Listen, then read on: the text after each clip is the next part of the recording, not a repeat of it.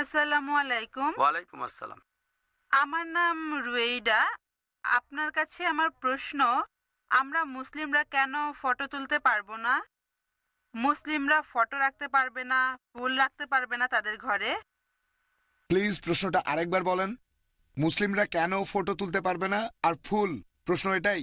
Doctor Zakir এবার উত্তর দিচ্ছেন। হ্যাঁ, ধন্যবাদ। বোন, আপনি প্রশ্ন করলেন যে মুসলিমরা কেন ফটো তুলতে পারে না। এটা একটা হাদিস উল্লেখ আছে সহিহ বুখারীতে যে যদি কেউ কোনো ছবি আঁকে, আল্লাহ তাআলা রোজ কিয়ামতের দিন বলবেন তাকে ওই ছবিতে জীবন দিতে। এখন একজন মানুষের পক্ষে তো ছবিতে জীবন দেওয়া সম্ভব না।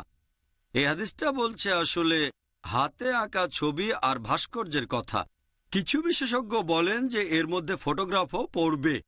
তবে পরে যখন ফটোগ্রাফি সম্পর্কে বিস্তারিত জানতে পারলাম, এই হাদিসটা ফটোগ্রাফের কথা বলছে না। কারণ ফটোগ্রাফি হলো আসলে প্রতিবিম্ব, যেটা ধারণ করা হয় কাগজে। ভিডিওগ্রাফিও একই রকম। ভিডিওগ্রাফি এক ধরনের প্রতিবিম্ব, যেটা হয়তো ধারণ করা হয় ফিল্মে।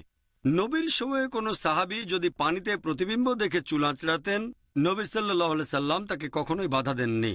তিনি কখনো মুসলিমদের আয়না দেখতে নিষেধ করেননি।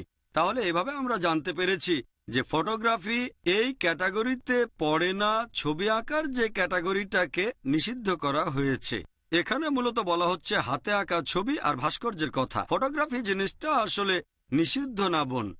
তবে এখানে আমাদের এটা দেখতে হবে যে কোন উদ্দেশ্যে সেটা ব্যবহার করছি। এখন যদি আমাকে জিজ্ঞেস করেন ছুরি জিনিসটা ভালো না খারাপ, যদি ছুরি দিয়ে শাকসবজি কাটা হয় তাহলে ভালো, যদি ডাকাতির জন্য ব্যবহার করা হয় তাহলে খারাপ।